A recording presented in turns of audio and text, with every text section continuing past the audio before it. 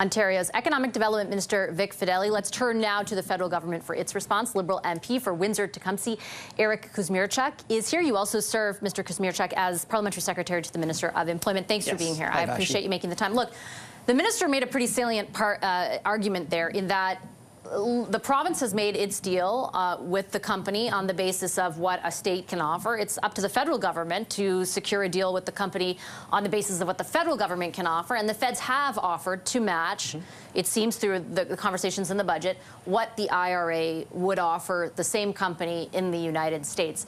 Has your government just not followed through on that? Well, what I can tell you is that this is the most important investment in the history of our community. We're talking about over 3,000 good-paying auto jobs. And so everyone is focused on the success, on making sure that this deal is successful. And I am confident that we will have an agreement and that a battery plant will be built in Windsor, just as a battery plant will be built in St. Thomas as well, too. The federal government has stepped up and stepped to the table with unprecedented record investment. But when the President of the United States, Joe Biden, introduced his IRA and the subsidies there, it changed completely the competitive landscape of automotive in North America. And it forced us to respond. And we are responding. But we also recognize that in order for us to be able to compete against the United States, which is a $24 trillion behemoth, we have to have an all-hands-on-deck approach. All partners have to come to the table and step up. And again, I know the federal government, our federal government, is already at the table with historic, unprecedented investment in the auto sector because we believe in the auto sector, we believe in auto workers. We're there. Let me ask you to be blunt. Are you saying the province, sort of similar to what the Deputy Prime Minister hinted at, are you saying that the province should come to the table with more money? Look, I'm not a finger-pointing guy. I'm a partnership guy, and I firmly believe, to use hockey parlance, you need to get all four lines working in order for us to be able to bring a championship home in the form of these battery investments. And again, I can tell you, and I can assure Canadians and residents of our community, our federal government is already at the table with historic, unprecedented investment, both in the VW plant and the Stellantis plant in Windsor. And we need, in order to go to toe-to-toe with the U.S. subsidies, we need an all-hands-on-deck approach. We need all levels of government, all stakeholders working together. That really is the only path forward. So is that not happening? Because the province did come to the table with $500 million. The province is coming to the table with the same thing it came to the table with for VW. So what isn't happening? Can you be specific?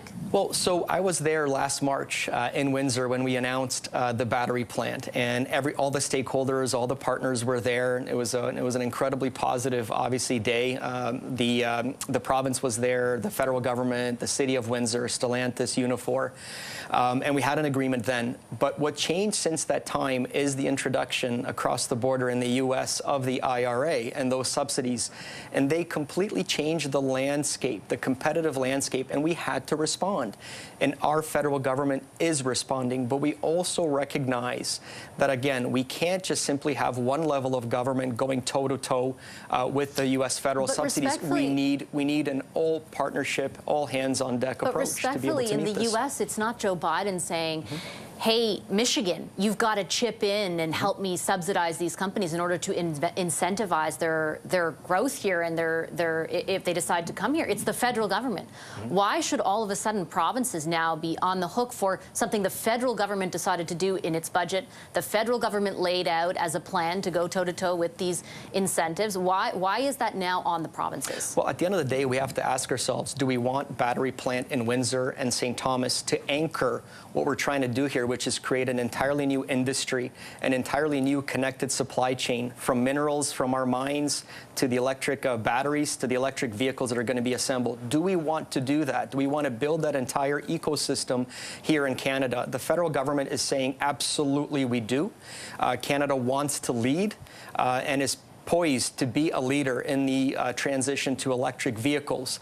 But again, in order for us to be able to compete, we need an all-hands-on-deck approach. All partners have to be at the table. But I don't understand what it means, because the province is at the table. They've made an agreement with the company. Your government is not being specific about what more it wants the province to do? Is there a certain amount of money in addition to what's being agreed to when it comes to the capital cost? Do you want them to be countering the manufacturing credit and investing in that? Could you be more specific? Because there are, as you said, 3,000 people who could be watching right now who no longer have jobs because of a fight, it sounds like, between the province and the feds? It's a negotiation. We know these were going to be difficult conversations. And again, I go back to the fact that the IRA incentives that President Biden brought forward really changed the landscape. It changed everything. And so we are now in the process of a second negotiation with our partners, with Stellantis, with the province. But again, it's really important. We're not the U.S. federal government. We are not a $24 trillion economy. We are a $2 trillion economy. And so for us to be able to compete, for us to be able to land and deliver and anchor and secure those two critical battery plants in St. Thomas and Windsor, we really do need an all-hands-on-deck approach, and partners have to come to the table not just with words and good wishes, but with resources. So $500 million isn't enough. Is that the bottom line? $500 million was enough for the first deal of March. Okay. But in order for us to be able to respond to the United States and secure those two battery plants, we really do need an all-hands-on-deck approach. Okay, Mr. Kusmierczyk, I'll leave it there. Thank you very much for your time this evening. I appreciate it.